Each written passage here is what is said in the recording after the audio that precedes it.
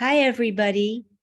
My name is Judith Merkinson, and on behalf of the Haiti Action Committee, I want to welcome you to our fourth annual poetry event in support of the Haiti Emergency Relief Fund and in support of UNIFA, the UNIFA Hospital of the Aristide Foundation in Haiti. We have a wonderful lineup today of incredible poets and singers. And I would ask, we also are going to have an open mic. So I would ask all of you who want to participate in the open mic to please sign up on the chat. I would also ask all of you, if you can, to both mute and stop your video so it's not distracting to other people. Before we begin our poetry segment, we're going to hear from our beloved and wonderful co-founders of the Haiti Action Committee, Pierre Labossiere and Robert Roth. And they're going to give a brief update of what's happening in Haiti and about the Haiti Emergency Relief Fund. So I'm going to turn it over now to Pierre and Robert. Yes, hi. I think you go first. Okay. Hello, everyone. Such a great event that I've been looking forward to.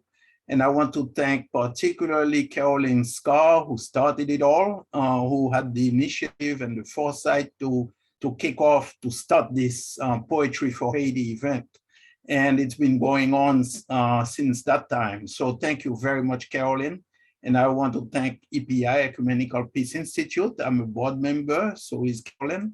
And so for their support and their solidarity with the people of Haiti. Along with that, another big thank you to each and every one of you for your solidarity. That's been now decades long. The Haiti Action Committee is 30 years old as an organization. And it's been based in the Bay Area, and we've had just enjoyed tremendous support from so many organizations that have been in solidarity with the people of Haiti during these 30 years. So my many thanks to each and everyone for your support. And what's going on in Haiti continues to be the struggle of the Haitian people for dignity, for the right to live, the right to make their choices, the right to have food, shelter, education, healthcare, clean drinking water, and support for their families, the right to live, basically. And so this is being denied to them repeatedly by a system in Haiti that is not only is it exploiting people by paying them starvation wages for the people in the factories, but when the peasant farmers work, they are so overly taxed, and their tax monies do not go into their community to provide them with the support system that people need. For example, education, no schools for them, generally in the countryside and even in the cities, and the lack of hospitals, the lack of medical care, the lack of support for peasant farmers to be able to produce, and so on and so forth. Our teachers are not paid regularly, and many teachers haven't been paid for months. Some go back as far as I've heard, at least 18 months without pay. This is a shameful situation. Was it always that way? No, it wasn't always that way.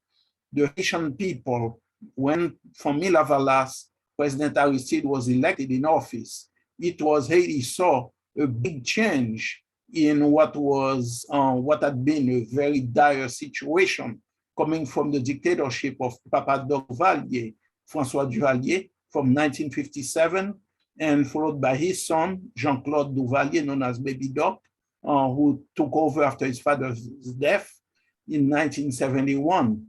And the Haitian people have faced misery imposed on them by an international system that called its new program structural adjustment.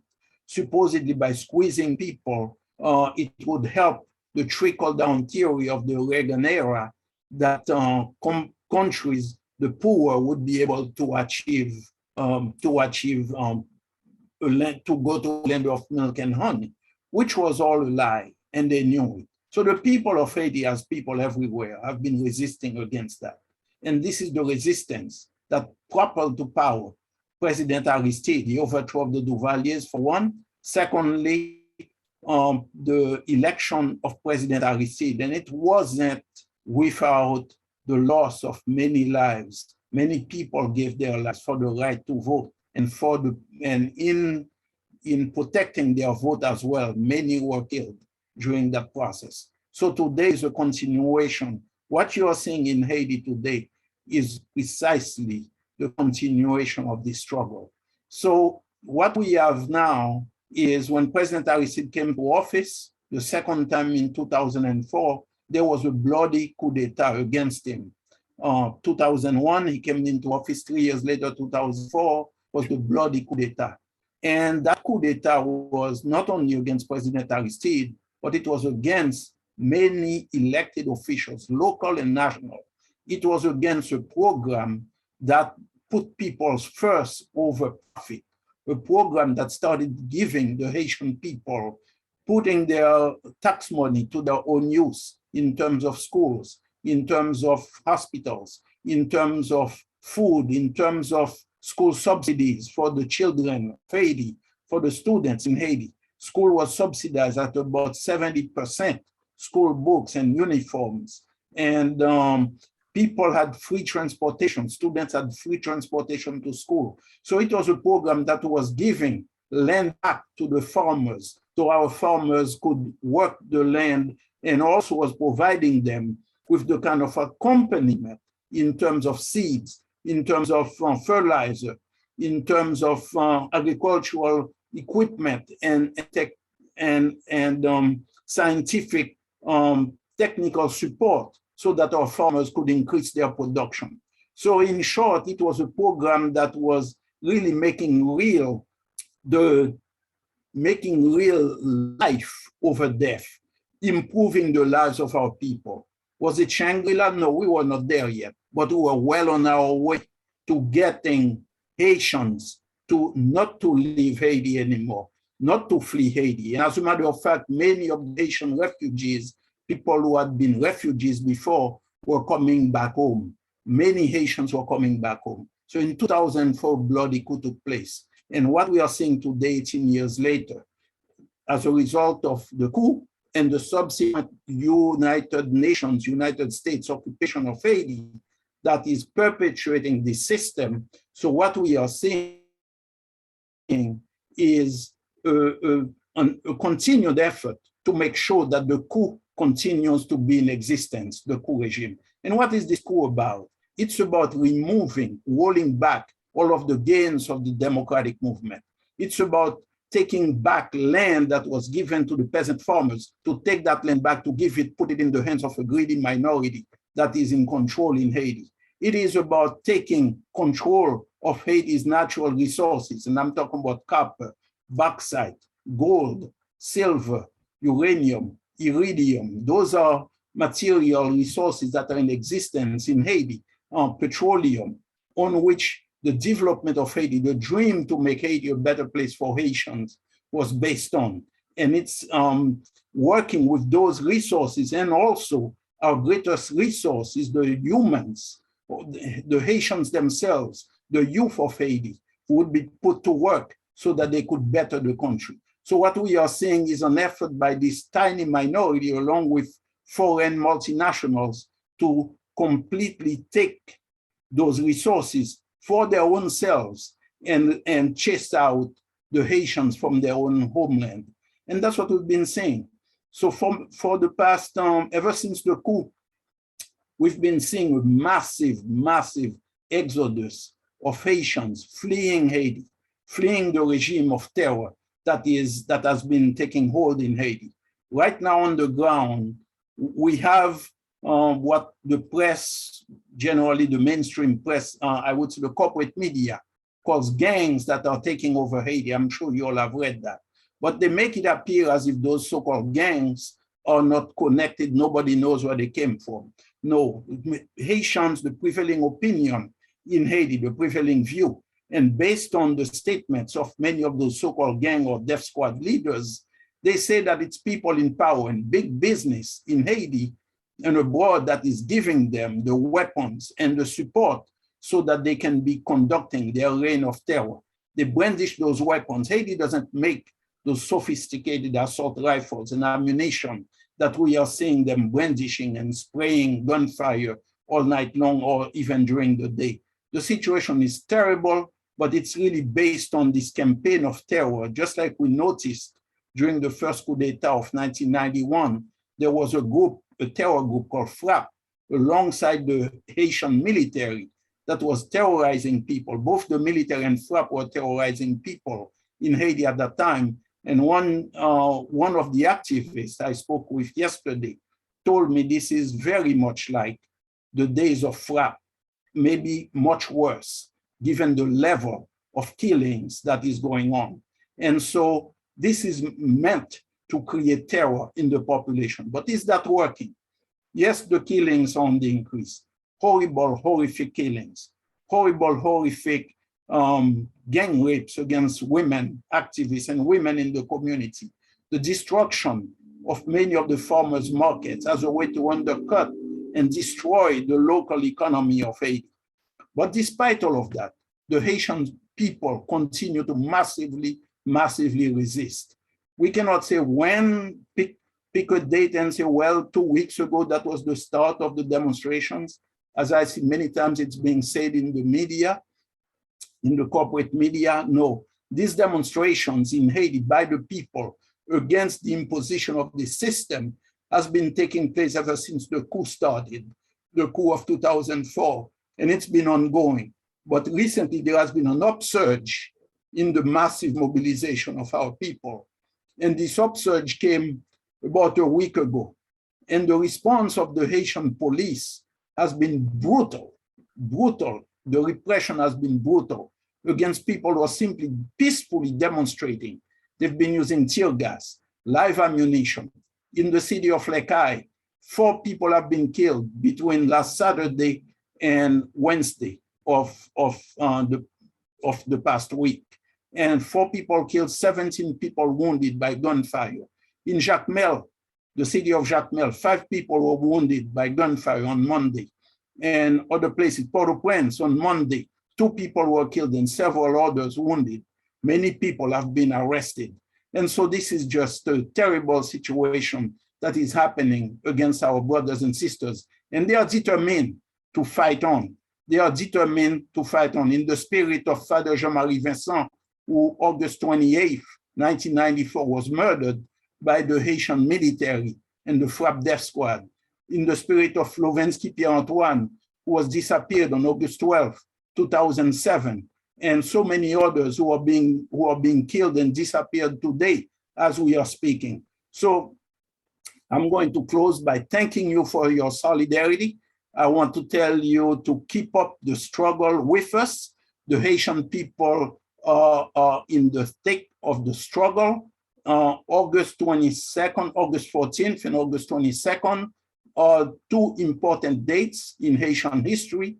These were the dates when our foremothers and forefathers unleashed this massive, what is known now as the Haitian Revolution, but this massive rebellion from the plantation against the system of colonialism, the system of slavery, and successfully resulted in Haiti being founded as a nation in 1804. And so in that spirit, I want again to thank you for your solidarity, for your support, and let's stand strong with our sisters and brothers in Haiti. Thank you all. Thank you, Pierre. And I think that that provides a background to why we're doing this event today, and also why this event is a benefit for the Haiti Emergency Relief Fund.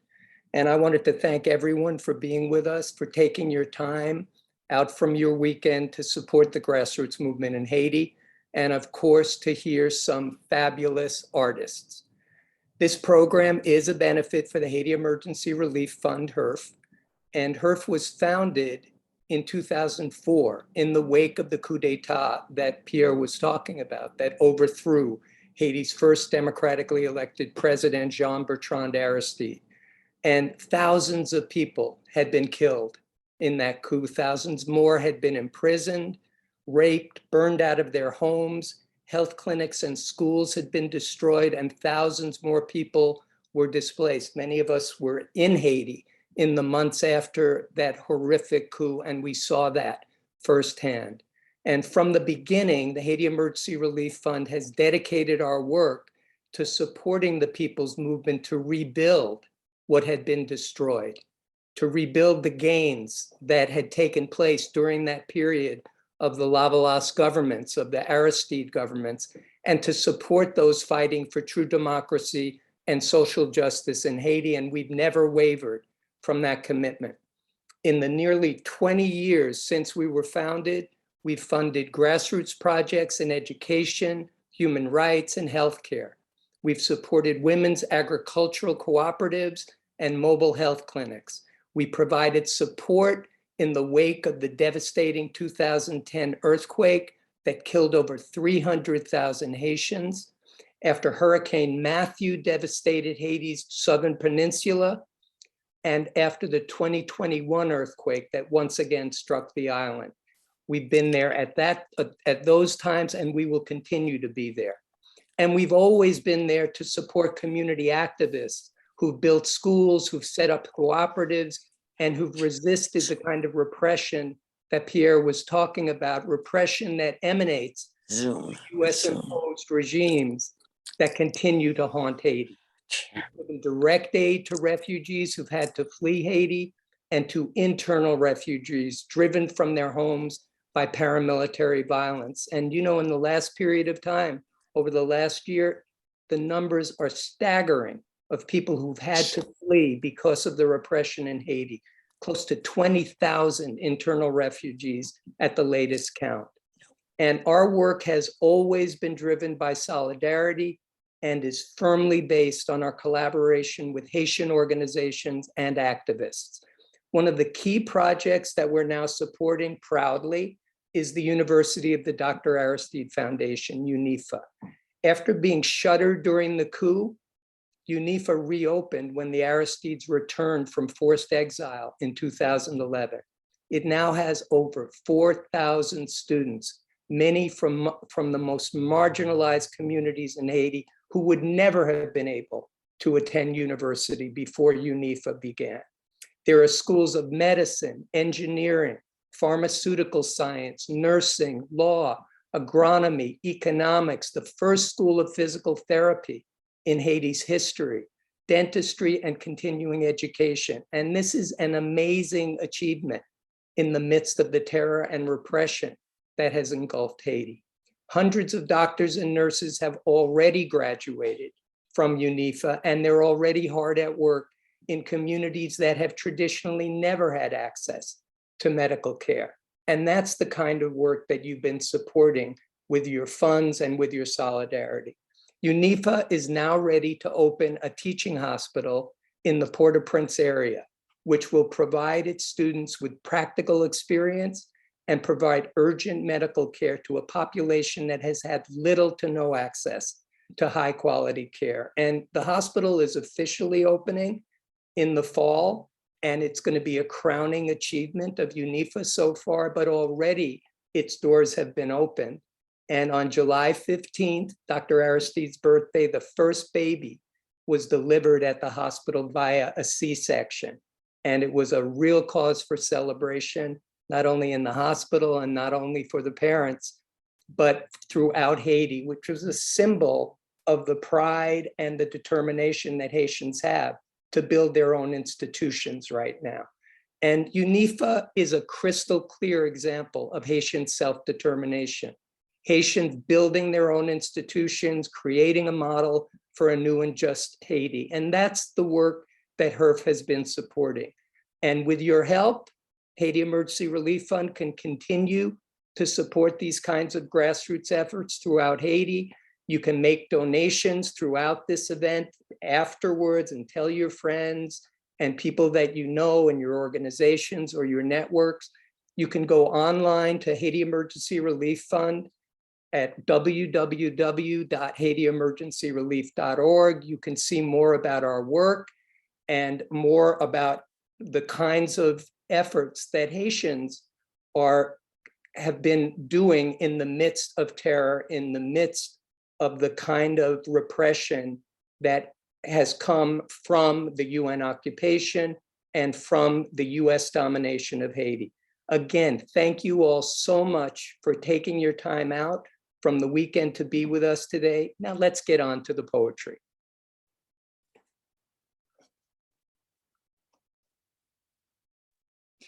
Thank you, Robert and Pierre. Now we all know what Haiti Emergency Relief Fund is doing and why it's doing it from the update from Pierre.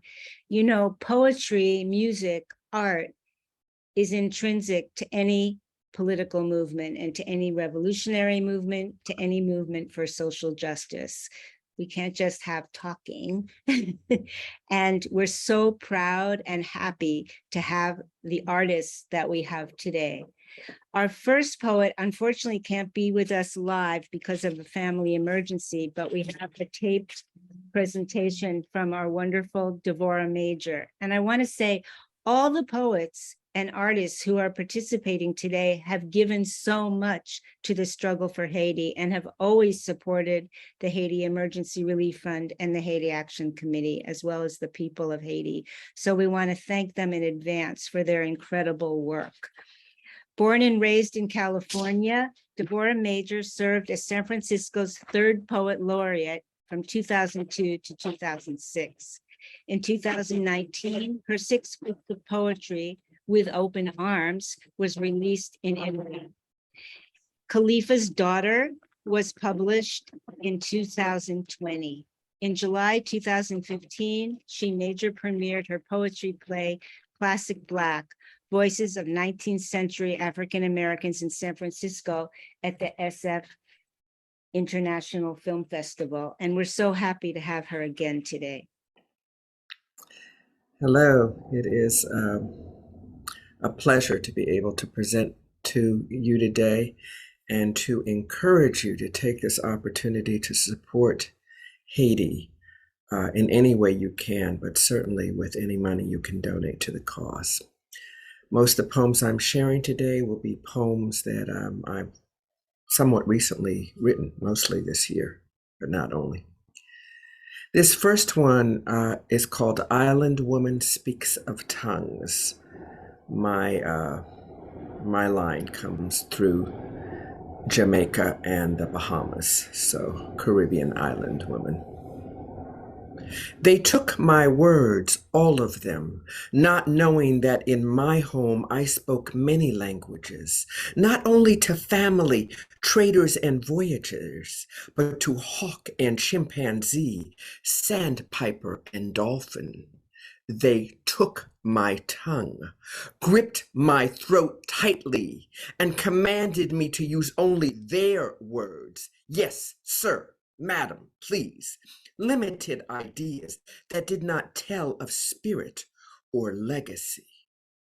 We will not speak of the Bakra, who, as we tossed in the belly of their demon ship, tore into me like a spear, chasing the neck of a lion, spilling my blood, yet leaving inside the seedling of a son. My son, whom I taught all my remembered languages until he understood wind and star, and smoothed his freedom road, whistling the birds to quiet their song as he passed by, sending a raven to my window to let me know he was now a man unfettered. Some call me Obeah woman, ask me to make juju so they would become invisible, so all the Bakra would dry up and die, so we could return home. But now I only know of healing song and the gift of animal languages and learned words the invaders, rapists, and slavers would not teach me, like struggle, survive, surmount.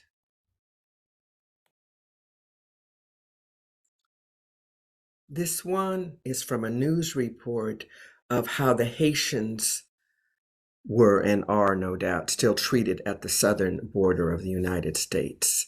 Southern border overseers greet Haitian migrants. They had crossed a sea, walked hundreds of miles, sun kissing their glowing obsidian skin, immigrants with hunger sewn into their bones, a need for freedom born in their DNA, a discipline to work and struggle, and island people seeking a place for their children to sleep without pain, without fear, to grow their own dreams. They gather at the border only to see horse reins transformed to whips like the ones that once engraved their ancestors' backs. The sounds of galloping to recapture them again, return them to sugarcane fields and slave households, a heart-locked memory sheltered in bloody tears. Over 200 years fighting for freedom, yet still horses high-hooved circling, crack, whistle, whip back, as if they needed a reminder of slavery's legacy, always hovering inside of liberation's promise. And this was my response to all of the news pundits who, when Americans do horrible things, proclaim this is not who we are, as if America doesn't have a consistent history of barbarism. And certainly vis-a-vis Haiti, from supporting French reparations that have been repaid many times over, to the Marines embargo, to getting rid of Aristide. American identity.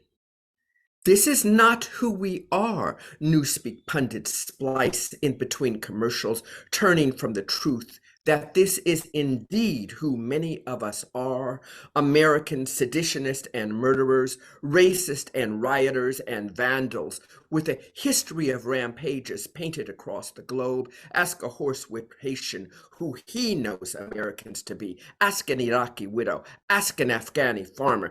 Ask an Agent Orange deformed Vietnamese peasant who we Americans truly are. Take note of the first peoples of this land slaughtered, the African peoples enslaved and tortured, Chinese people sacrificed for railroad hegemony, Japanese people imprisoned and reviled, Muslim people scorned and exiled. The list is long and has no end. This government and we, the people, with all our wounds and warts, this is who we are. I cannot point fingers at everyone, but let us be clear. The aberration is not them. So do we excise the cancer or keep denying this part of our body while it grows more virulent, metastasizing on all of our vital organs? Down pressers. This poem, The Down Pressers, is inspired by Bob Marley's "Woe to the down pressers, they'll eat the bread of sorrow," because inevitably we will rise up. You walked on our bones for centuries, turned them to sand, poured into sandboxes for your children to build sand castles. And when the sand became translucent, filled with sunlight burning your eyes, you found more to sacrifice, sent vultures to strip away our skins, and built ladders formed from our ribs, limbs, and skulls on which you climbed to get a better view of the lands you planned to conquer. And now we rise, joined by some of your children and grandchildren who have eaten of shame and refused to travel on the rails you laid with our bones. And each of you who blocks our path, tries to press us back, will be blinded by our brilliance, blinded by our brilliance.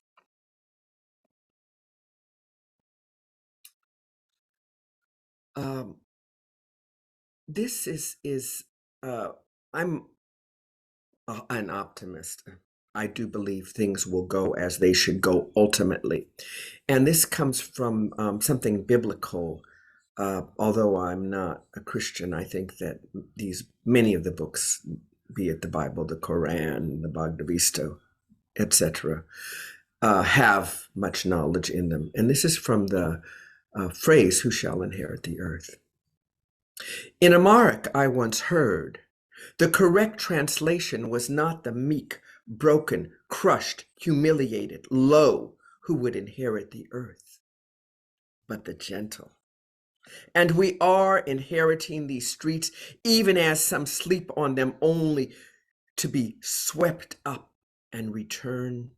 Sharp the edges of so many of our lives, fierce with hunger and pain, so much disillusionment and so very few triumphs.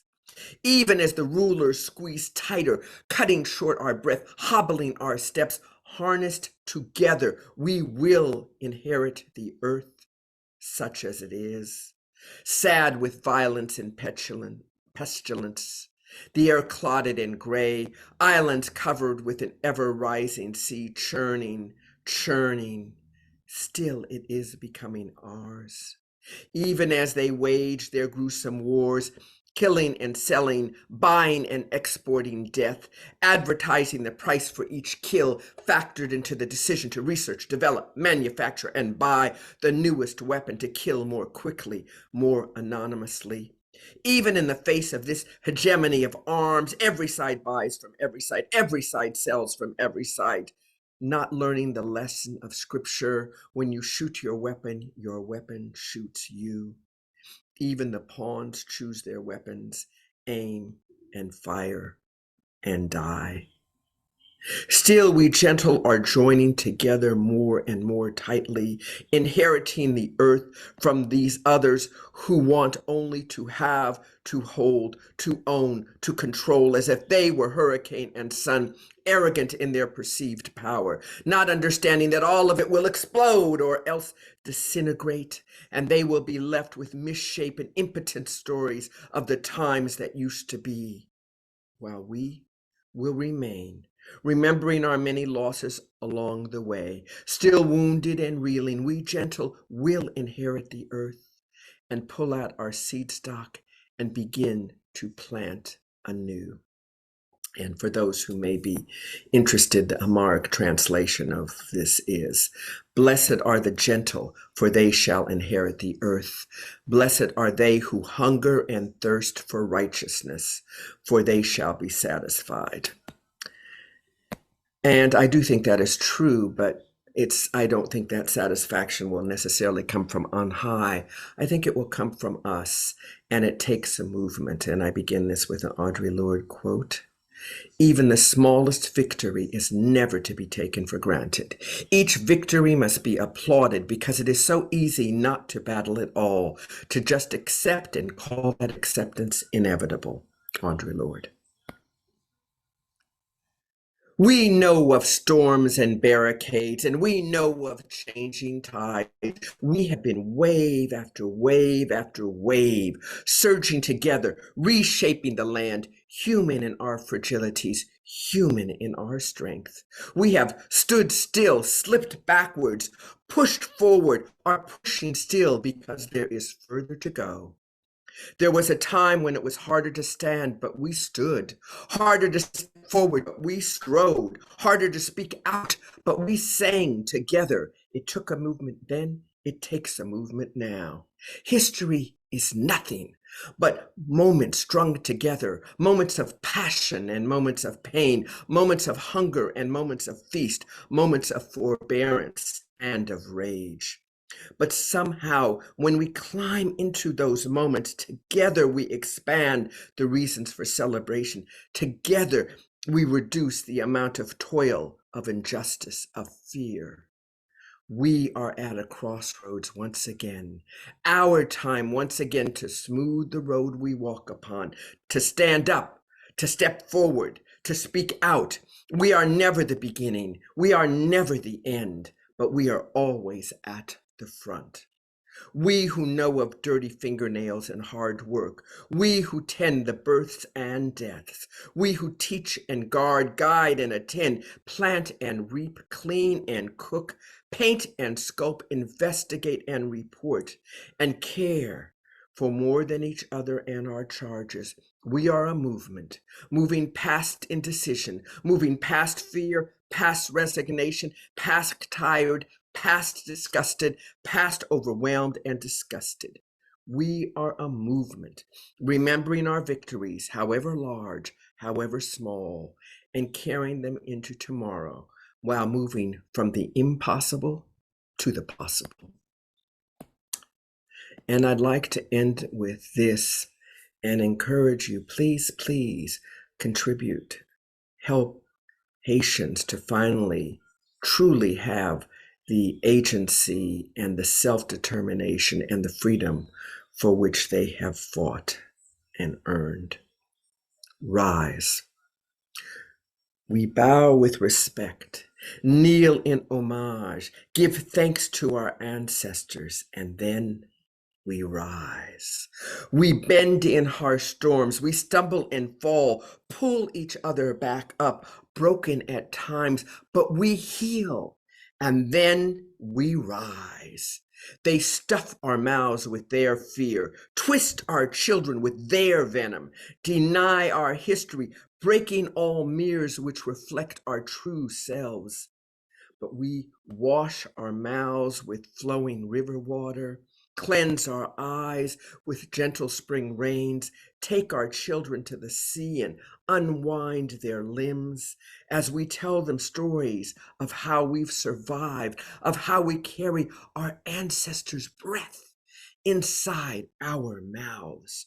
We teach our children who we have been and who they are and why we must learn to climb mountains with sturdy ropes and enduring faith, of why we must climb closer and closer to the sun so that we, like it, will rise and rise and rise again and again. Thank you. Thank you so much, everyone. And thank you, to paraphrase Devorah Major, we are blinded by your brilliance, and we can see how much art can move us from the impossible to the possible. Born and raised in California, in San Francisco, Tango Eisen Martin is an award-winning poet. His book, Heaven is All Goodbyes, received a 2018 American Book Award and California Book Award. He is an educator and organizer whose work centers on the issues of mass incarceration, extrajudicial killings of Black people, and human rights. His latest curriculum is We Charge Genocide Again. 2 years ago, he co-founded Black Freighter Press to publish revolutionary work. He is now the 8th San Francisco Poet Laureate. Tango?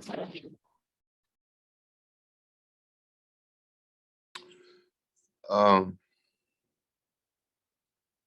had this dream, planted dead in a weekday, that I was laid up in the hospital. And people kept coming into my room by the dozens. And each dozen had special handshakes for each other and occasionally current dance moves, strange cha-chas and soft shoe shuffles like they were dancing for a white sundial, marking numbness in their feet, drum race riot. And I was, ready to die, because as the musician in the tunes after chord, it's the surroundings that is the uniform, but still I just couldn't bring myself to visualize against God. One of them stood over me like a conductor, waving their arms over my body, directing my heart to beat fainter and fainter, directing the tubes to turn the fluids back.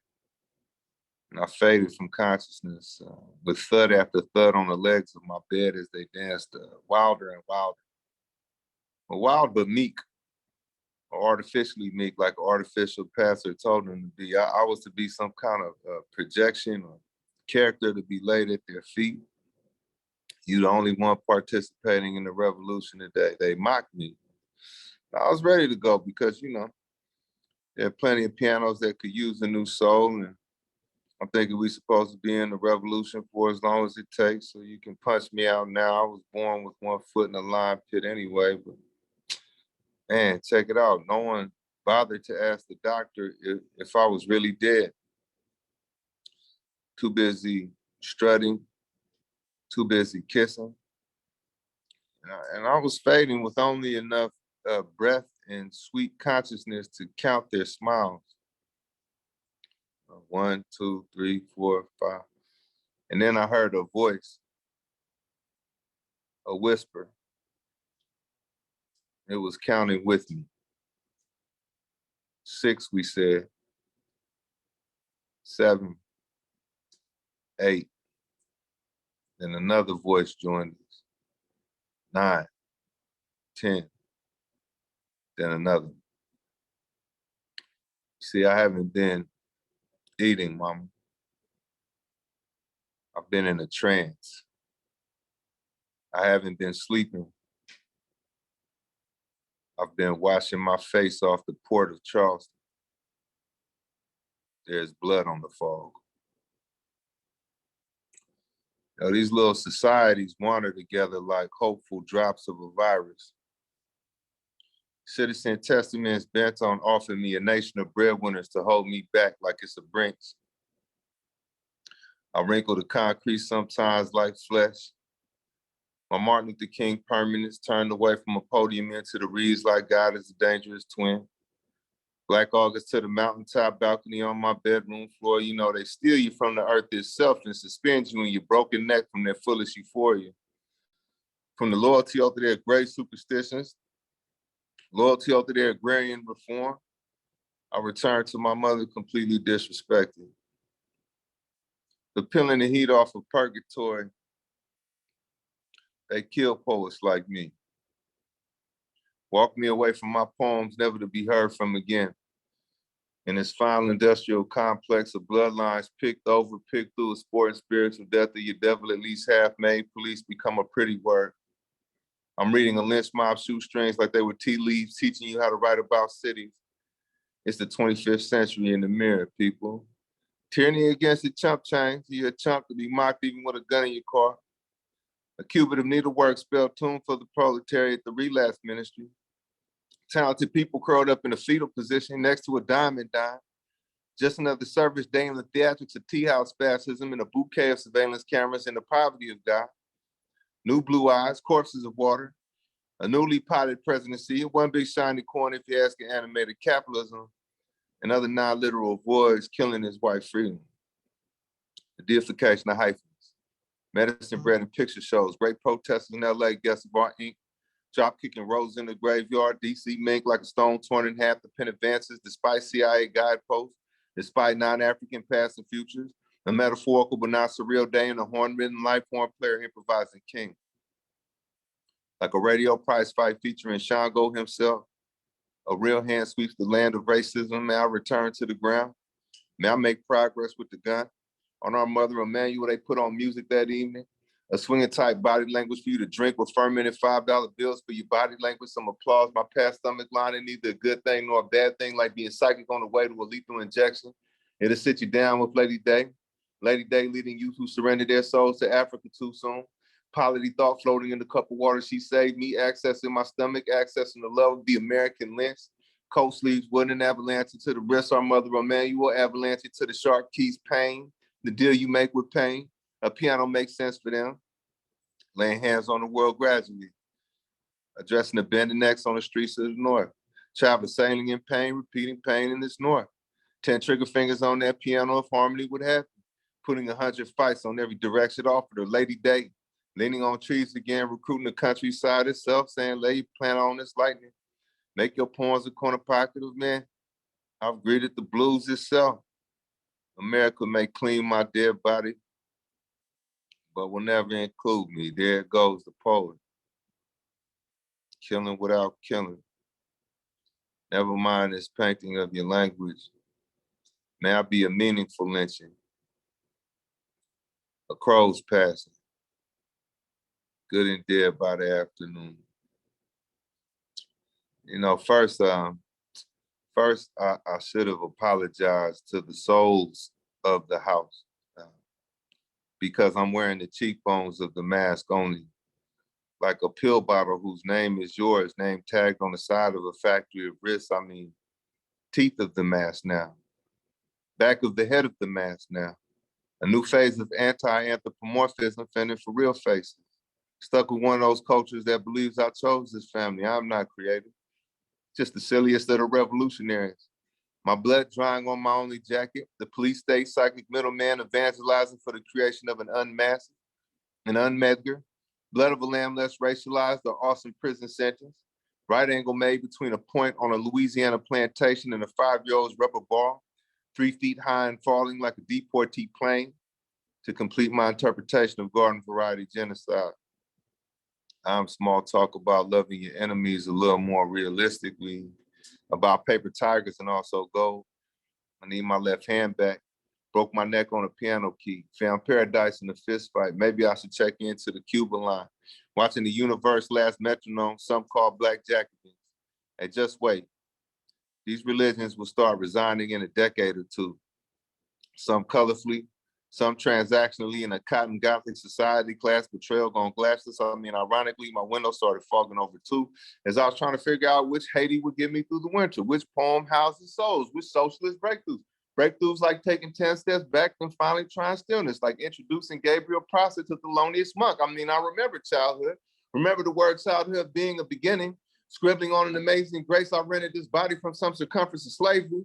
Remember being kicked out the Midwest. Strange fruit theater, lithium and circuses, like-minded stomachs, the ruling class blessing their blank checks with levy phone, with opioid tea, $1 dollar bills yelling to each other, pocket to pocket. Cello stands in the precinct for accompanying counter-revolutionaries. My mother raised me with a simple pain. A poet loses his mind, like the room has weather. A first girlfriend gravity, difference between me and you, the madness wants me forever. A pair of apartments defining both my family and political composure. Books behind my back, bail money paved into the streets, playing euphoria, euphoria cliche.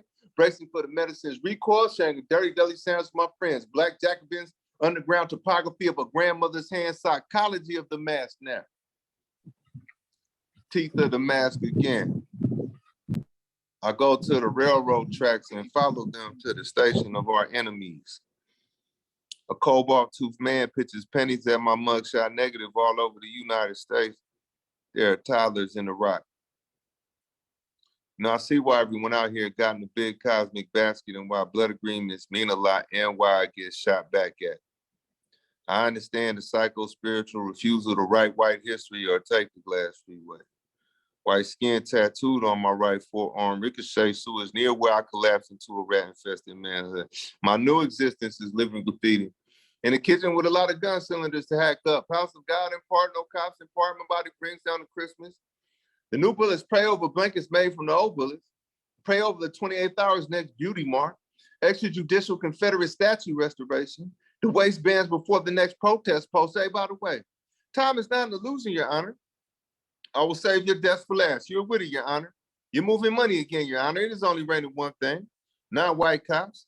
And prison guard shadows reminded me of spoiled milk floating on an oil spill, the neighborhood making a lot of fuss over his demise, a new lake for a Black Panther party, Malcolm X's ballroom jacket slung over my son's shoulder, the pigment of village, a new noose to a new white preacher, all in an abstract painting of a president. Bought slavery some time, didn't it? The tantrum screeches of military bolts and election Tuesday cars, a cold-blooded study in leg irons proof that some white people have actually fondled nooses, that sundown couples made their vows of love over opaque piece plastic and bold action audiences. The Medgar second is definitely my favorite law of science.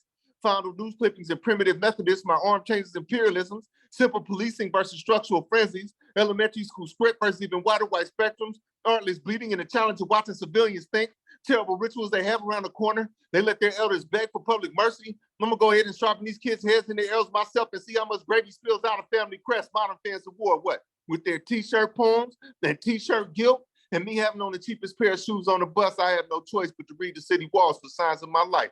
Capitalists eat until the world is blurry to them. These streets are made of saliva. And some people made of saliva too. They usually got on uniforms. While a crazy man spins round and round trying to make a record out of this mass production jungle, maybe I'll join him, count cash and cry.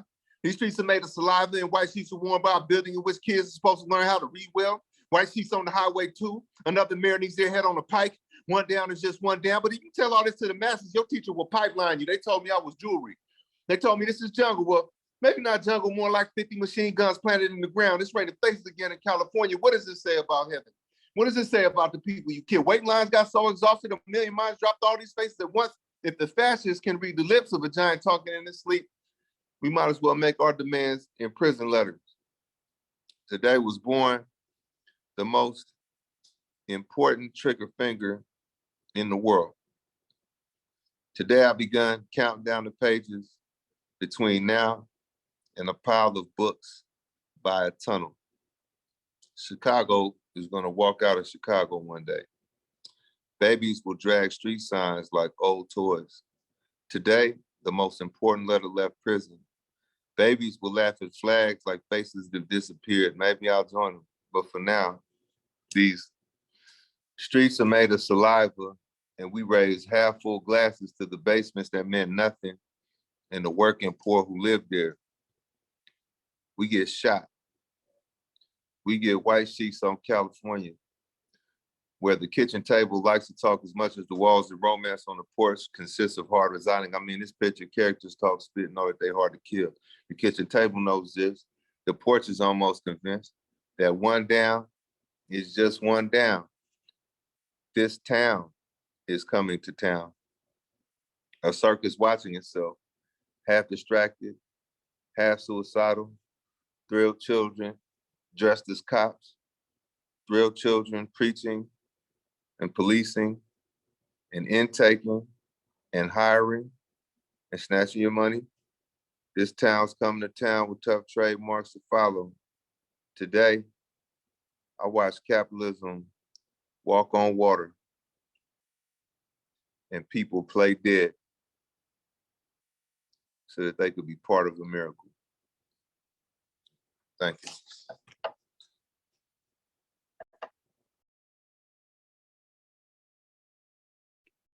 Thank you so much, Tongo.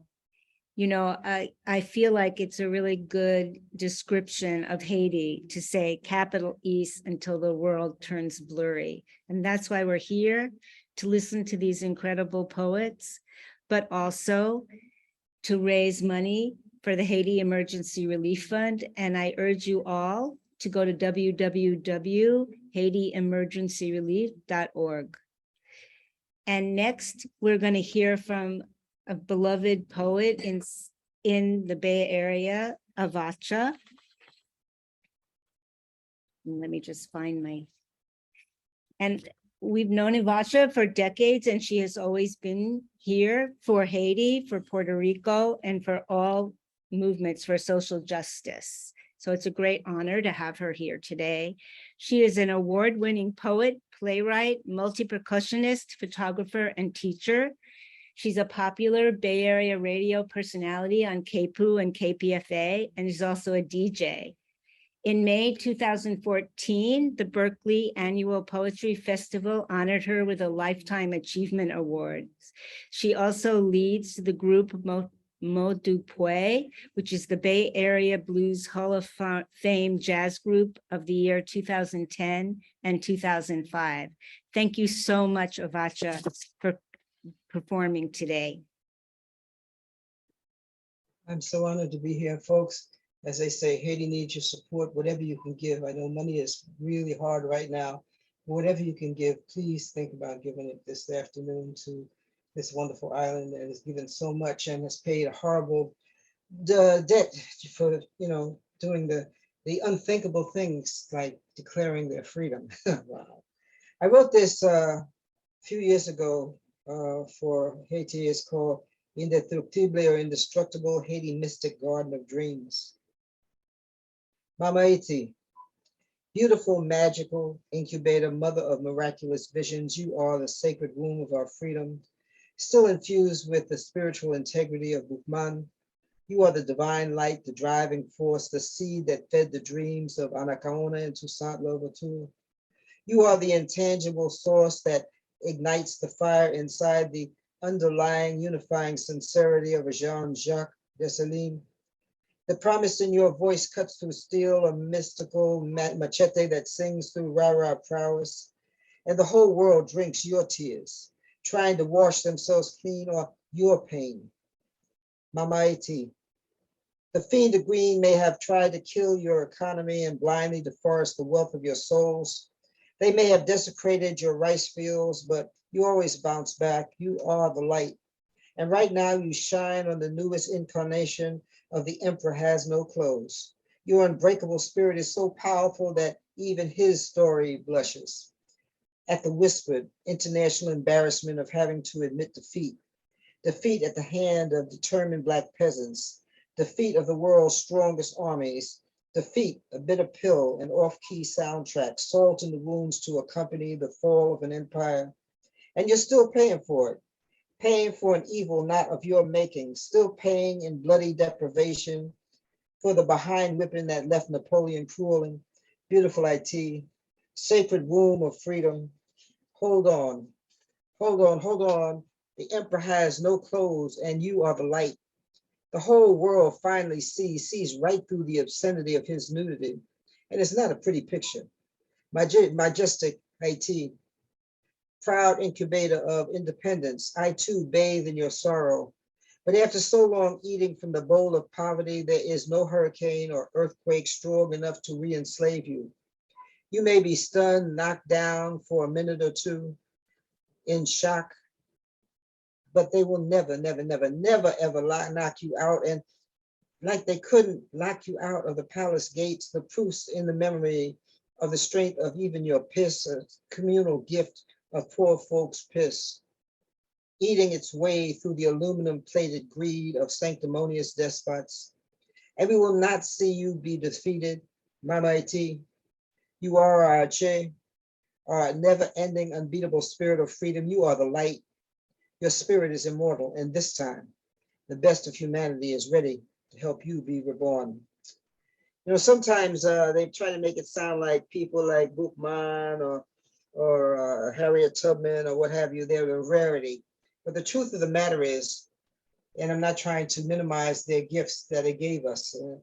The truth of the matter is every place people have been enslaved, there have been people who've rebelled. And so I want to put this out there in case people forgot, it's called Never Alone. We have never been alone.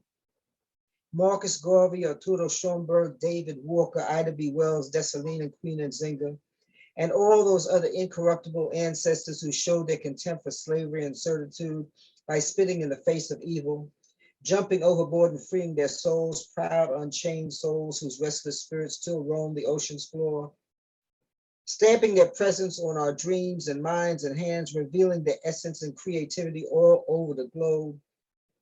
We were never alone. Zumbia Palmares Kawaya, also known as John Horse Harriet Tubman in Argentina's El Negro Falucho, our beautiful, brilliant ancestors manifest themselves in life-saving rhythms, rhythmic vitamins like La Bomba, bold rhythmic magic revitalizing our lives with samba, rumba, lando, joba. They sing to us in daydreams and dance with us on stages. Their tears become our paintings, our books, our poems, and feed our self-esteem when life tries to get in our way. We will never be alone. Ya Esantewa Denmark Vesey, Granny Nanny Alonso de Yescas and Gaspar Janga, the unstoppable freedom fighter hero of Veracruz who reincarnated themselves in each and every one of us, said, hell no, we're here. We are free, and no matter what they say, we're here today and we're here to stay. We are the voice of the millions of ancestors whose names we never got a chance to know. Ancestors who know that some of us are brave enough to know their truth, to know that we were born to tell their truth and sworn to repaying their sacrifices every day with our actions. A sacred legacy written in blood, forever inscribed in our souls, the internal tattoo, an inescapable reminder to never let us forget to remember the price they paid for us to know that we were never alone, that we are never alone. I say we are never alone, and we will never, never, ever be alone. This next one is in Spanish and English. It's called Diaspora Negra, or Black Diaspora. Escuchando al aviso de los vientos africanos, lo más viejo de los viejos, de mis bisabuelos, tiró nuestro idioma en las aguas. Mejor una comida para los tiburones en el mar que un juguete, trivializado en los estafadores, marionetas en el juego de la esclavitud. En estos días hablo con los espíritus de mis antepasados y me dicen, silencio, hija. Escucho el ritmo con el alma entera y me dicen, en este océano de la existencia, el ritmo es un salvavidas. Escucho, vivo escuchando a los ritmos africanos en todo y me encuentro un espíritu sempiterno, un espíritu nacido de recuerdos en los puestos, mi herencia renacida. En cualquier país de mi diáspora negra todavía presente, este espíritu irrompible, el latido de la cultura siempre cuchicheo, compartiendo recalos de secretos ancestrales y hablando con los pies y bailando por mi canto. Black diaspora. Listening to the warning in the African winds, the oldest of my great-grandparents.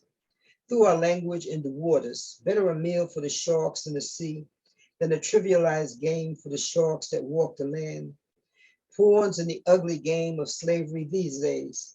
I speak with the spirits of those that went before me, and they tell me, be quiet, child, listen to the rhythm with your entire soul. And they tell me, in the ocean of existence, rhythm is a life jacket. And I listen. I listen and I live listening to the rhythm of Africa and everything, and I find myself an everlasting spirit, a spirit born of memories hidden deep in my bones, my heritage reborn. My Black diaspora is wherever I am, always present. This unbreakable spirit is the heartbeat of my culture, always whispering, sharing the secret ancestral gifts, and dancing to my songs and speaking for my feet. Let me see, I'm trying to see what's happening on the time thing here. Okay, I think I can get these two in here. This is called La Marca, and La Marca was the name that they gave for the brand that they put on slaves. La Marca, or the branding iron blues. A mark, a brand, a stain, greed, self-righteous claim to absolute ownership of my spirit. Pork like a scar on my soul, a swallowed ocean of burning tears, moaning a never-ending feel hollow. La Marca, the painful result of too many years of glorified madness. It sits there. I say it sits there smiling, a barbaric ritual practiced by sanctimonious heathens.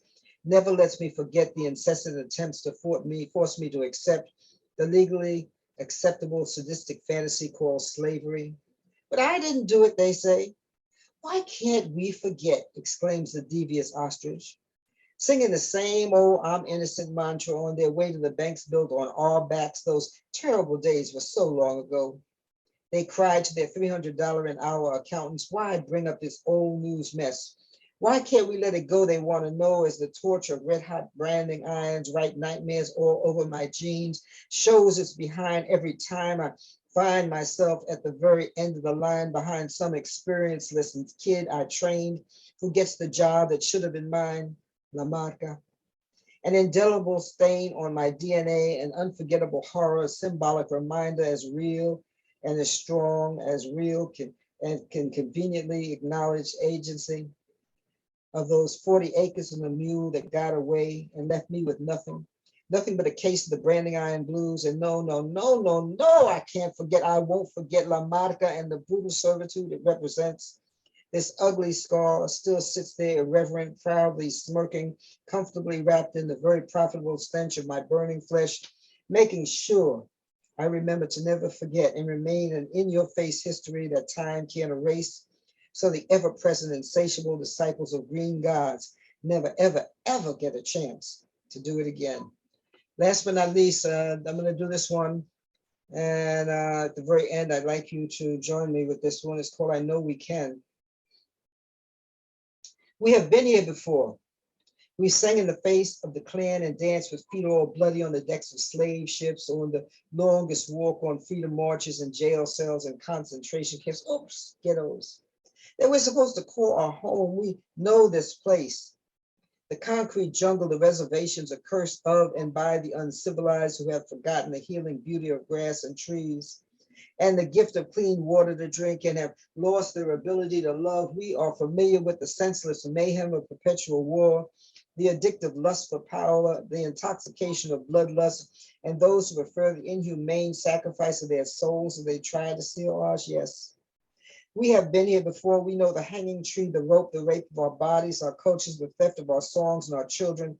We have swam through the slime of misogyny. We've been here. We know racism, greed, and stupidity have no conscience, and it's only a matter of time before the insatiable self-destruct.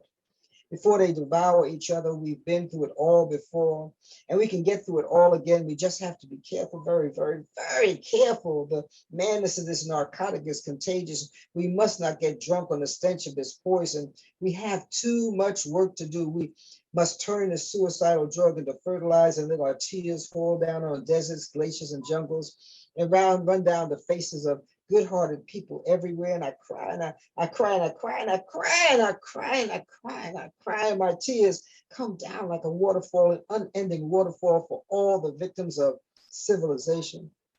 We have been here before, and together we can heal. I know we can. I say, I know we can. I know we can. You say it, everybody. I can't hear, but I can feel you. Come on, everybody out there, say, I know we can. I know we can. Yes, indeed. I know we can. Say it again. I know we can. Loud enough for the ancestors to hear. I know we can. I know we can. IT, you're in my heart forever. And whatever you folks out there who are listening to us right now, please do what you can to help, because together we can heal this madness. Might not be right away, but we can do it little by little with your help. Thank you so much for listening to my words, and thank you for inviting me.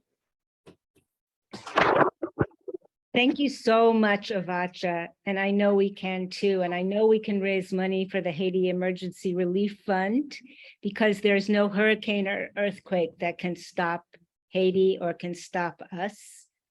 And here's the information. You can go to www.haitiemergencyrelief.org, and there's a donate button, or you can send checks to the address here, or just go to the website and you can see all the information.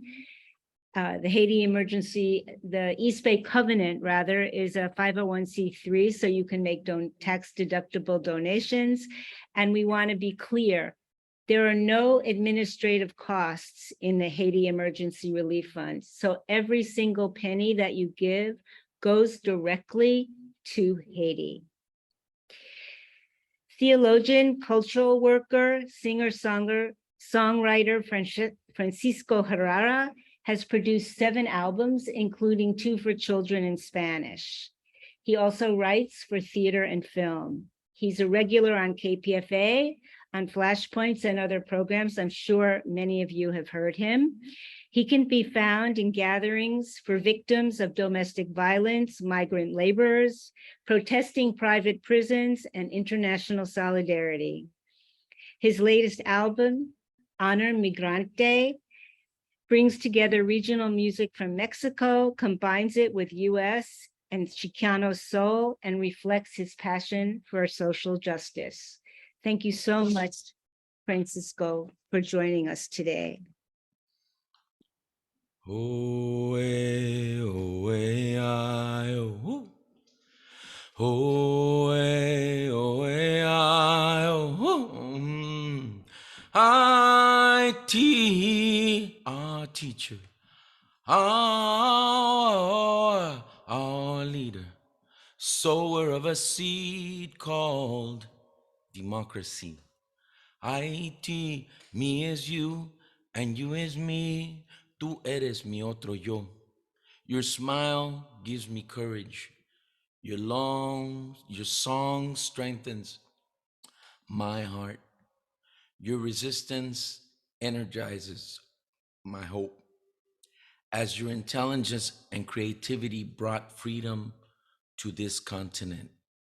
First truly free nation of the American continent and the Caribbean.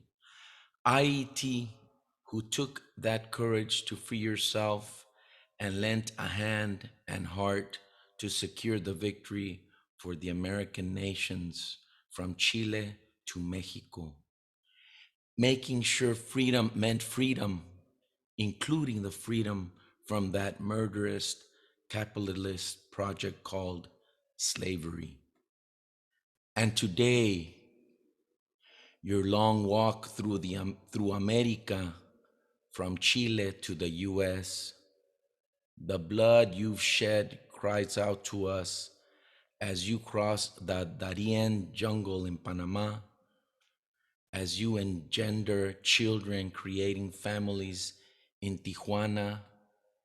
Your example challenges us to change the system which oppresses you and oppresses us.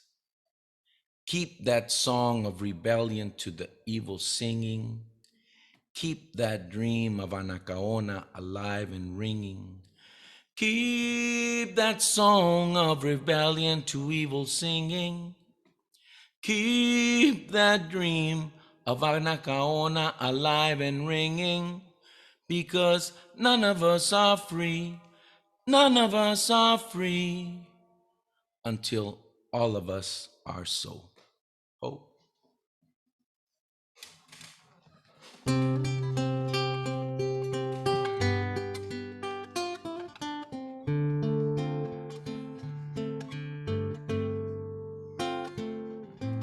And this goes particularly to all those families crossing the borders.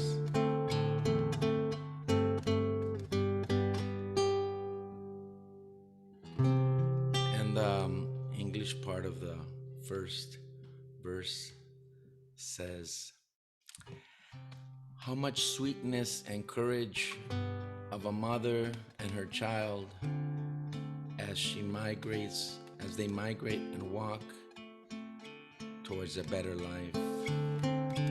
Cuánta dulzura y valor de una madre y su niña que migra y camina hacia una vida mejor. If this is really the home of the brave, may our gates now be open for you who had the courage to walk through a perilous fight with a child in your arms.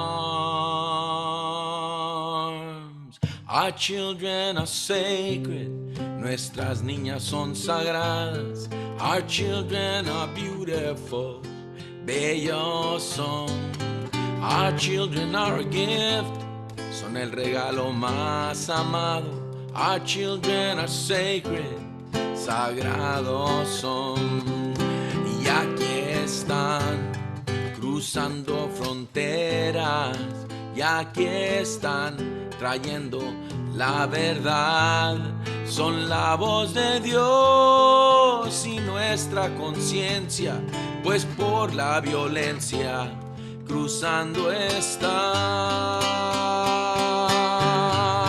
Our children are sacred, nuestras niñas son sagradas. Our children are beautiful, bellos son.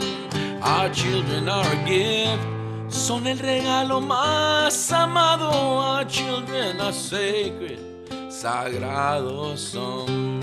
And here they come, eyes wide open to the violence we have caused.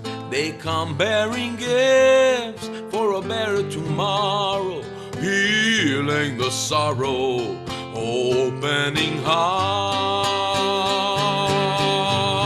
Our children are sacred, nuestros niños son sagrados.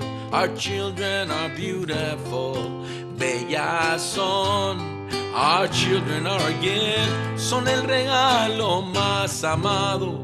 Our children are sacred, sagrados son. And here they come, llenas de esperanza, de una vida con ganas de amar, pues son las maestras, doctores, artistas, madres ingenieras de un mundo de paz. Our children are sacred, nuestros niños son sagrados. Our children are beautiful, bellas son. Our children are a gift, son el regalo más amado. Children are sacred, sagrados son. Our children are sacred, we welcome and embrace the families, yeah. and give them a love. We declare sanctuary, yeah, building bridges, not a wall. Oh, sanctuary, we all belong to the earth. Our children are sacred, sagradas son, yeah, sagrados son. Por eso vamos a cuidarlos, quererlos, amarlos. Sagrados son.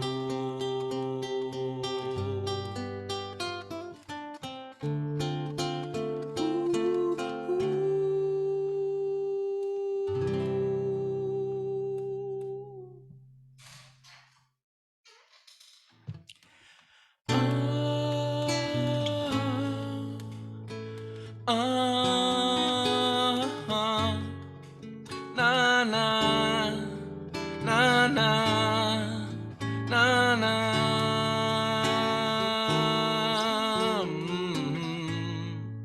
Oh yeah.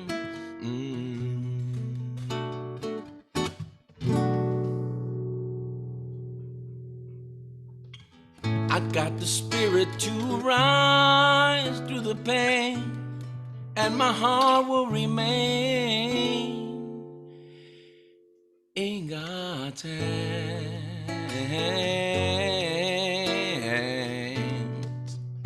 Resilient.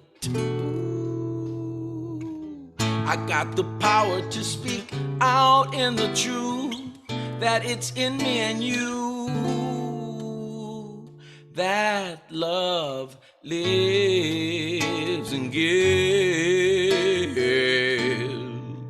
Resilience. Prophetic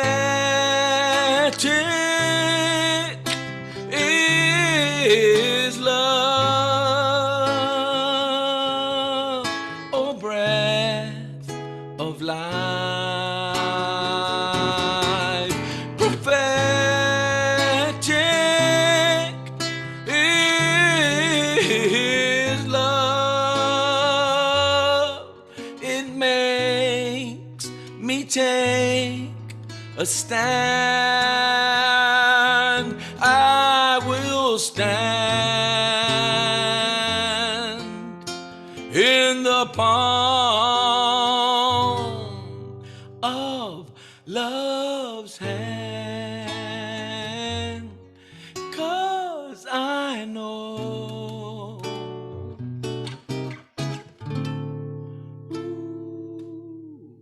who I am.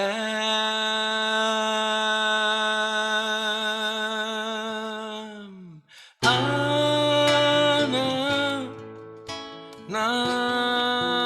na na na na na na na na na.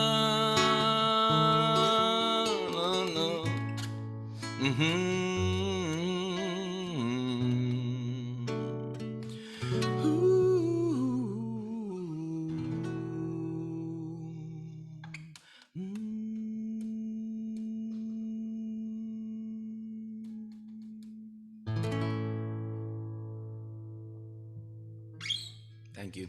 I pledge $100. Thank you so much, Francisco. I think that we can all agree that our artists are sacred too.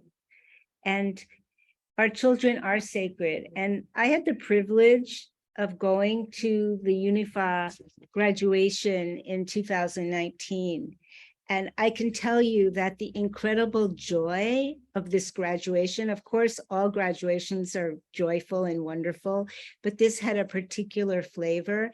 And to see the graduates toss their hats into the air and know that they are going to become the next generation of doctors and lawyers and nurses, physical therapists, engineers, was really incredible. And that's what UNIFA is. It's for the next generation. It's for the people of Haiti, but also it's investing in the next generation. And that's why we're asking you to give today. And that's why we're so happy to have these incredible artists with us today. And, you know, the children are sacred, and this movement and the poets that are here today represent ages from in their 20s to in their 70s. And it's a great honor for me to present Shanga Laboussiere, who is a new young poet.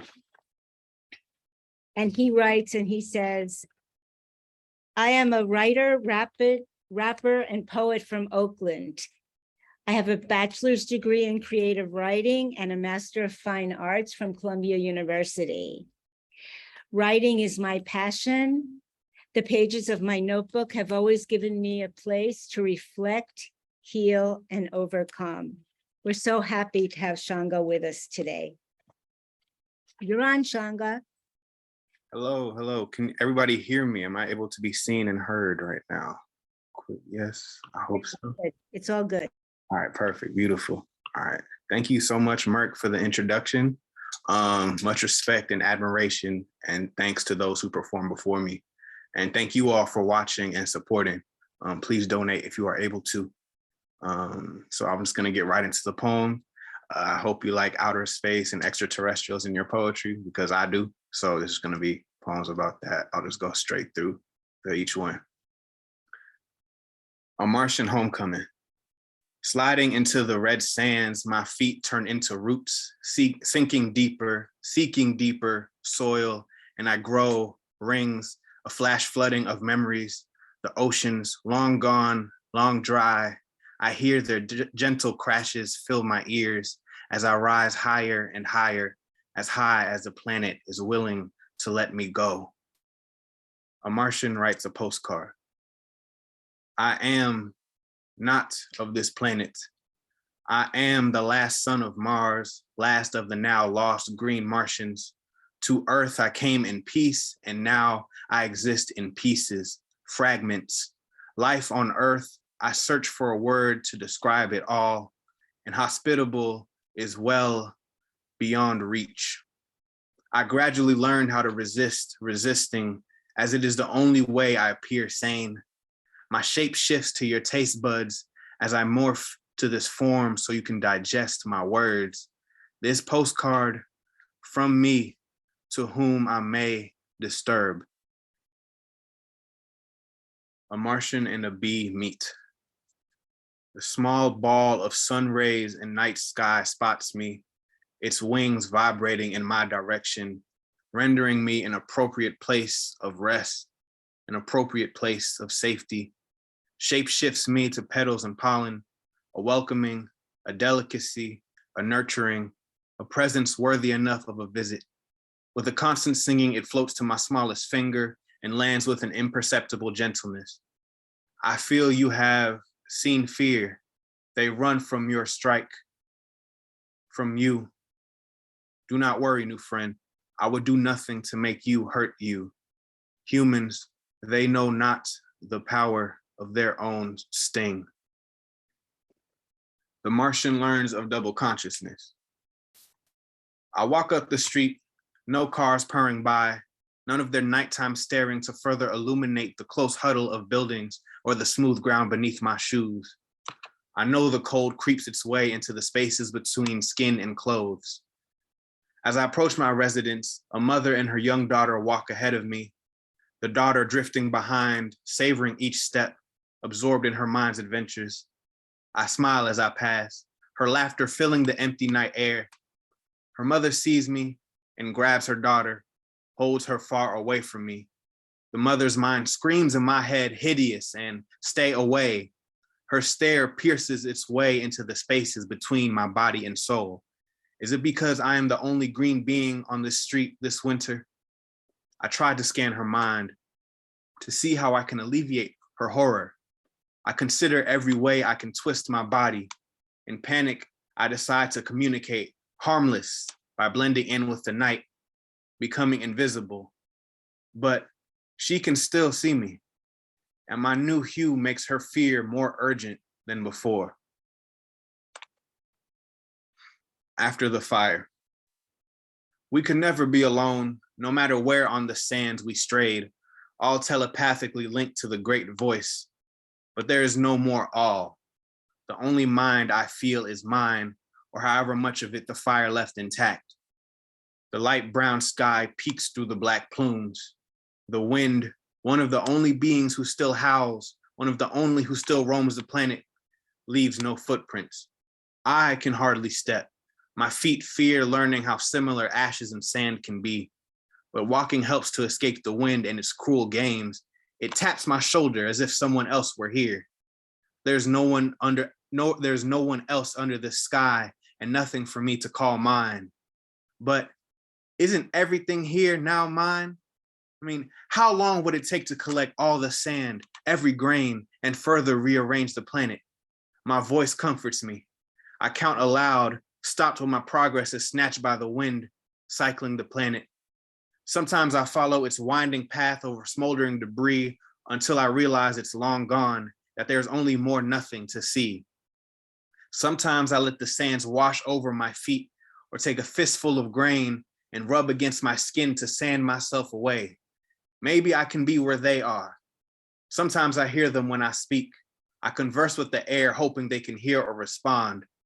The sun has been setting and rising as if there was a reason to differentiate the days.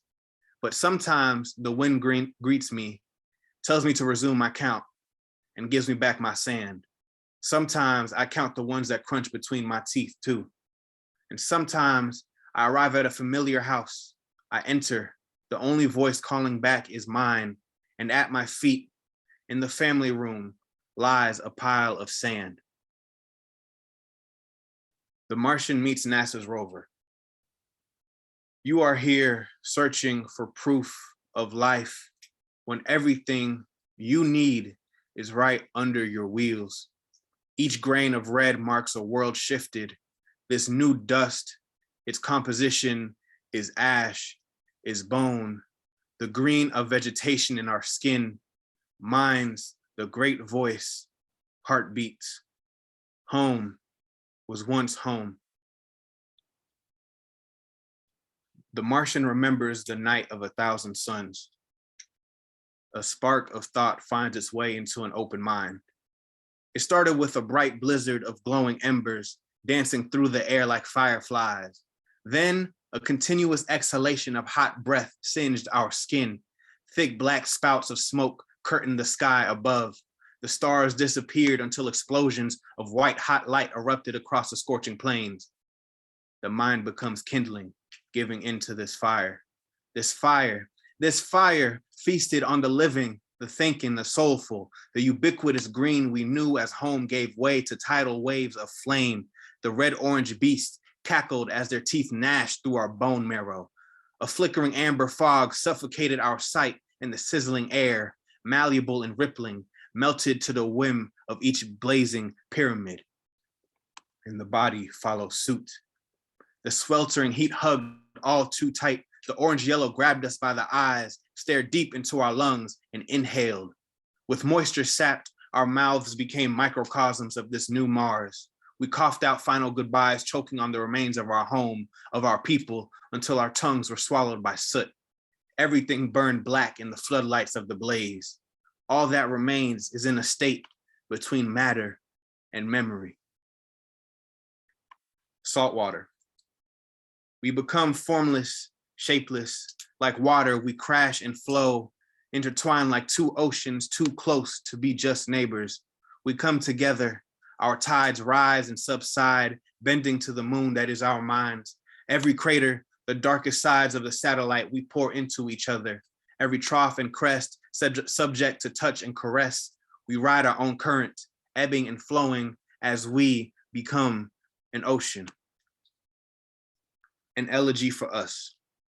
Now there's a boundary between us. We shared lives, bodies, histories. Now we both burn apart. The morning after, I awoke to find my chest smoldering. Sometimes I seek respite from respiration. On brighter days, I think of my future, and you shine in my visions with a halo of hope. Near our district, the stream is slowly but certainly evaporating. When I walk by, there are times I see your face. I nearly drown, chasing one last moment. Mariah. When that roaring mouth of flame finally caught up and started to claim me, I called out your name like instinct, Mariah.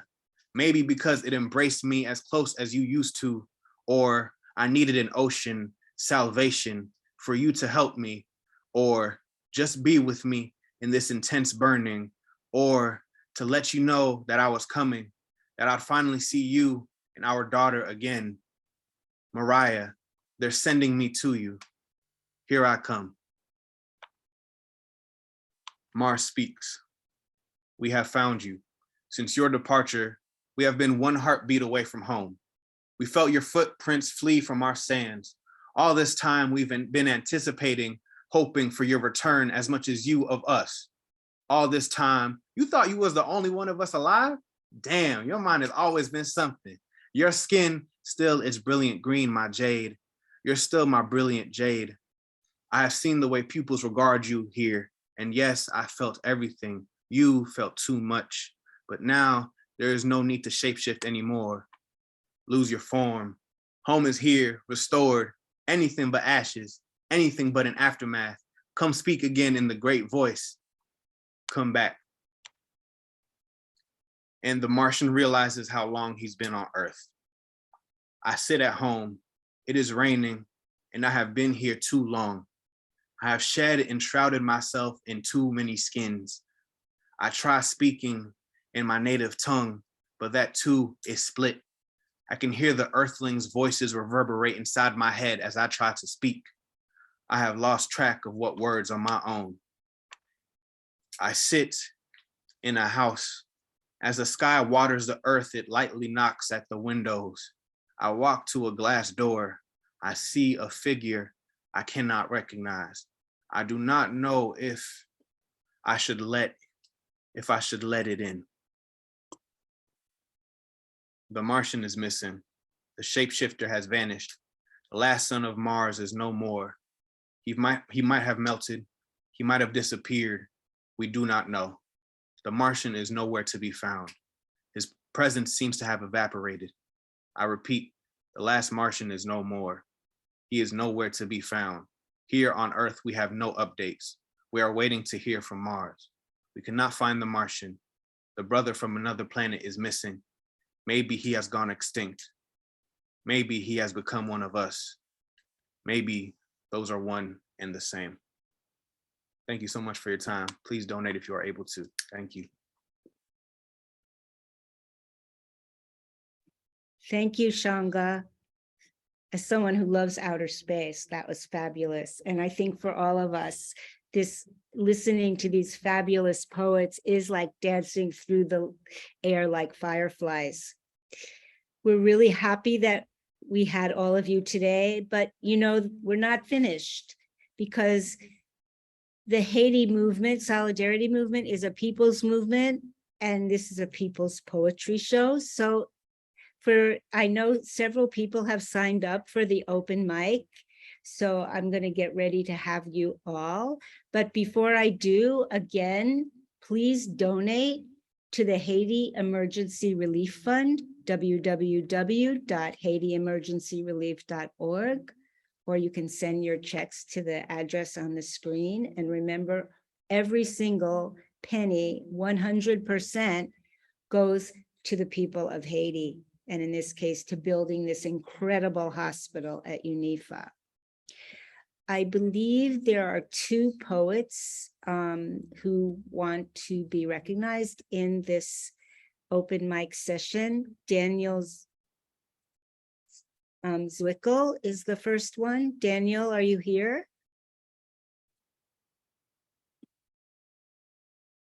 I don't see you. Yes, yes, I'm here. I'm sorry, I had trouble unmuting. Okay, can you go? Yes, I can. And I hope that I am doing this properly. Forgive me Let's see. I want to go to share screen.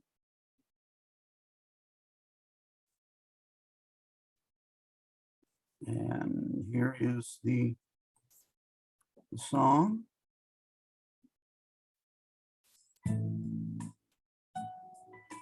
Now tell me, can you hear the music? Yes. Great. Seems to me that you and I could change the world together. We could make it better by being truly who we are. It seems to me together we could learn to love a stranger, nullify the danger that confronts us near and far.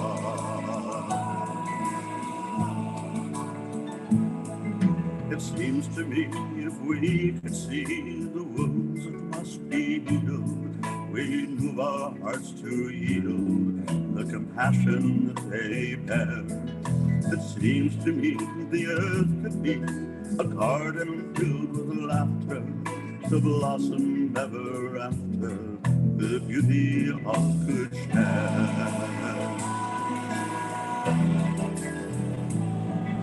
At night I dream, and in my dream above the hills I'm flying. Tears of joy I'm crying from the depth of love I feel. As I descend the hand I reach with one whose fingers fashion understanding and compassion with a touch that surely heals. And in the end I find my friend, it is you, my sister, brother. We find in each other strength we need to carry on. And in your eyes I realize the joy I found in living. Now in wonder and thanks to me, I arise to greet the dawn.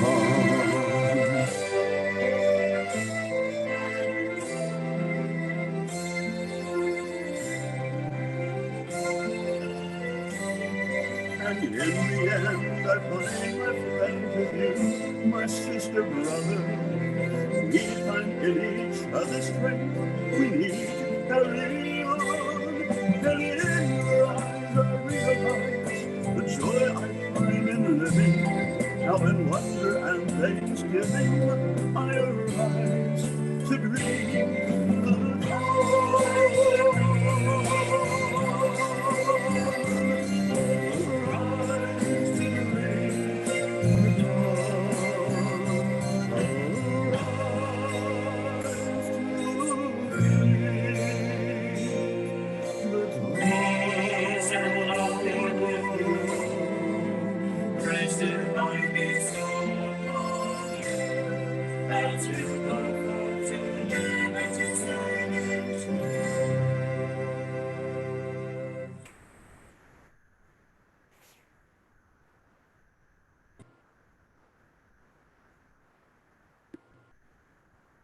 You know, Daniel's father had this great saying. Once we asked him, he was 94 years old, and we said, how do you keep on doing it? And he said, I've been an activist my entire life, and it's a life worth living. And I think Daniel's living up to that, and so are all the poets and performers today. So I want to thank you all. Next, we're going to have the inimitable Carolyn Scarr, who is really responsible for these poetry readings, and I'm so happy to have her today. Carolyn?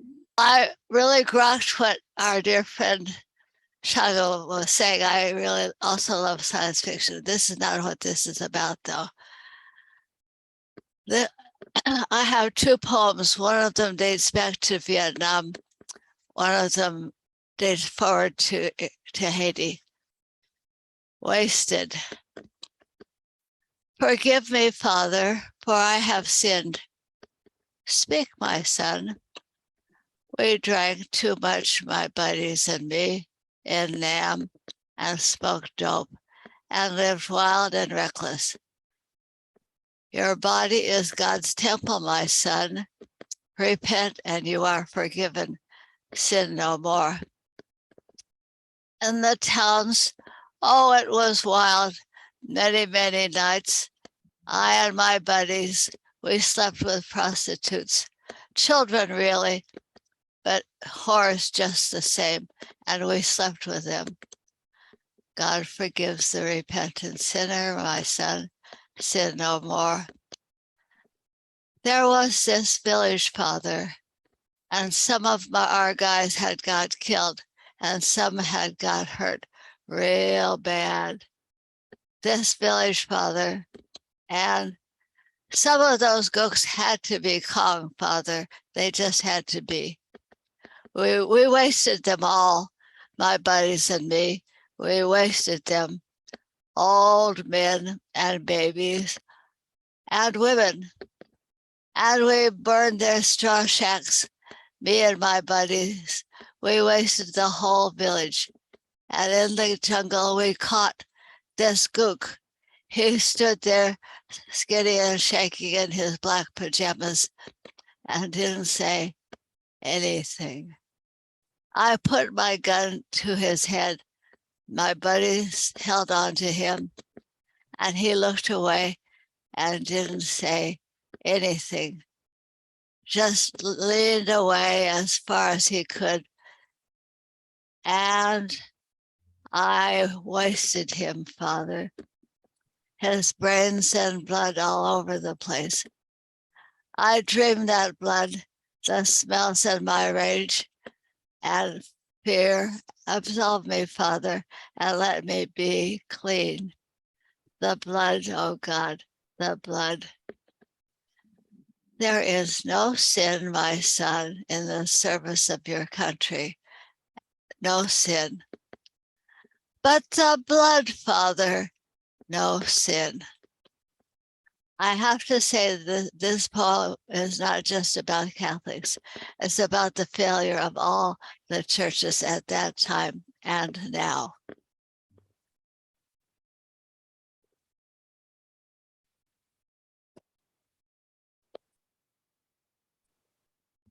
And now forward to Haiti, invoking the flood in Port-au-Prince. Sudden rain descends outside our dining room, drops the size of thimbles, strike the courtyard awning in rackety thunder. People run to bring cushions in from chairs, take down clothes from the line, shut windows. Runoff from the brief downpour converges on the city below, built on the dump. The child care center is knee-deep in brown water. Mud and garbage flow in a filthy slurry from surrounding suburbs down to City Soleil, the city of the sun. A wall surrounds the city of toil, where people slaved for $1 a day in cavernous buildings, now echoing empty. In the brief rain, unsound foundations crumble. The walls go down, crush these lean-to shacks. 5 people die. Laws of gravity reverse, water flow uphill. Cleanse of filth the city of darkness. Purify each crack and corner of the city of greed. Wash clean our lives. Prepare us to build a city of light.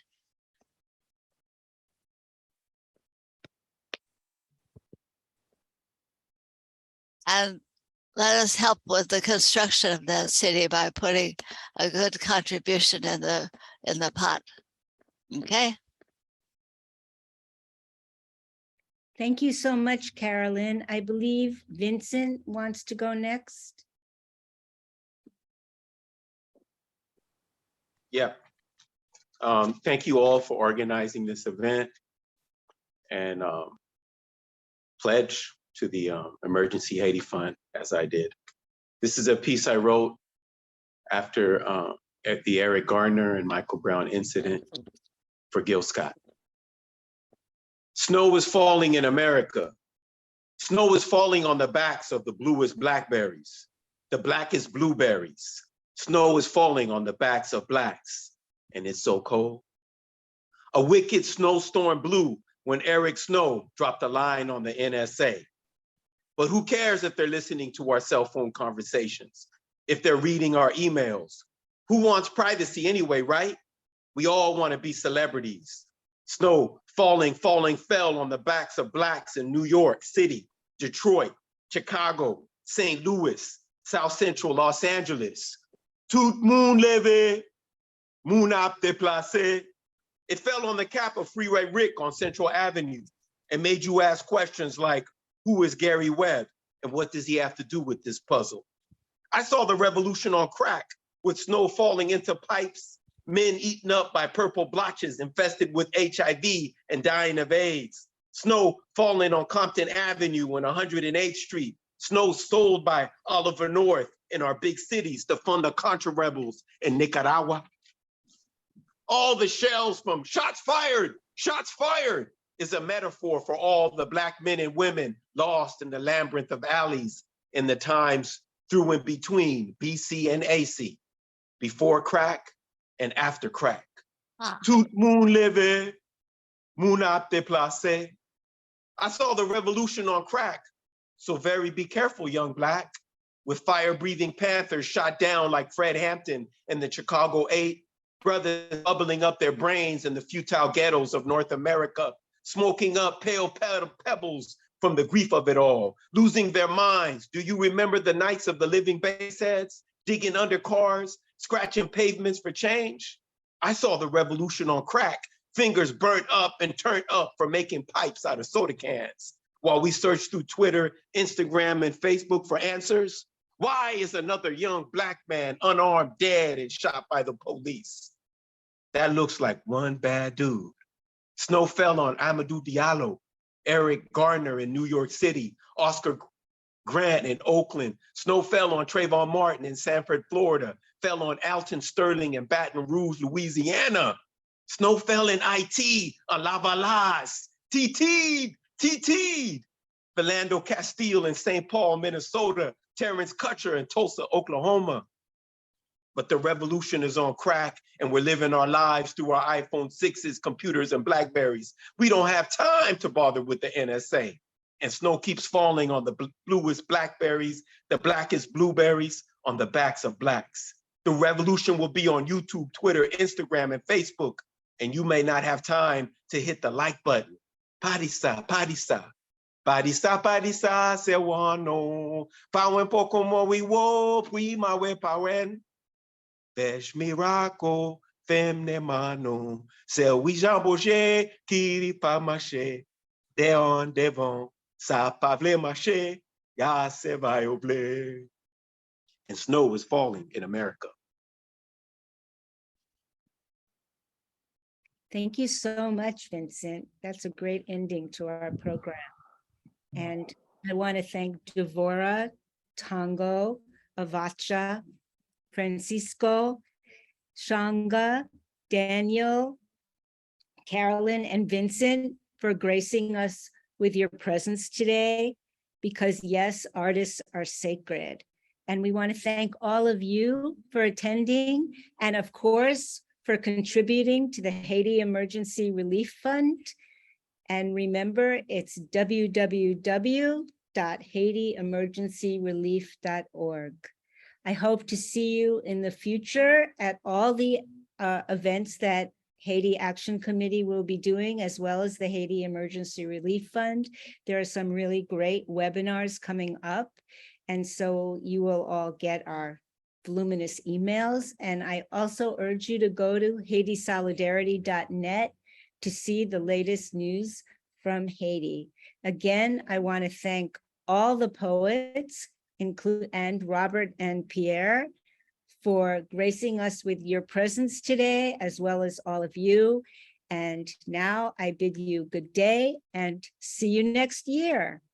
Bye-bye. Stay safe, everybody.